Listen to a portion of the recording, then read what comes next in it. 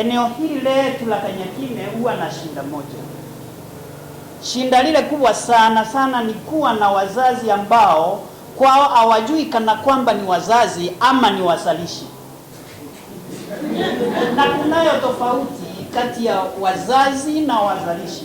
Maana wazalishi walimaliza kazi yao na wakaleta watoto shuleni, kisha maneno hakuna kuangalia.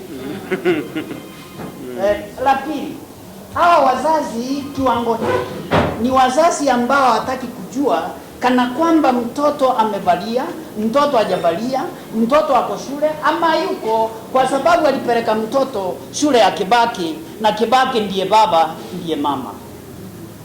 Kwa hivyo mheshimiwa, naomba kwa unyenyekevu mwingi, ikiwezekana wazazi waitwe mkutano ambao wataelezewa juu ya umuhimu wa kumshika mtoto na kumlipia mahitaji yote ili kwamba mtoto yule aweze kubaki shuleni saa 24.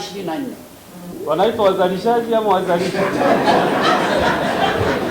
Ni gani vizuri? Nani unajua hapa kuna wahenga wa Kiswahili wafafanue, ni mzalishi ama ni nini?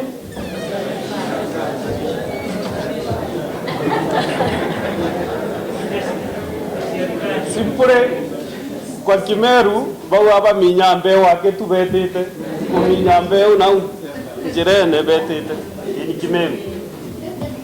So na hiyo shinda iko katika ulevi. You know, you mentioned that there is a lot of alcoholism.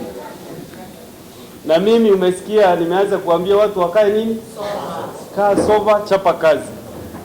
Also I was shocked from Bure King'ori kusikia eti kwamba kuna watoto wanakunywa pombe. Wanavuta tumbaku na wanakula ingine class 4. Na kweli tukiendelea hivyo, I'm telling you, we are losing this country.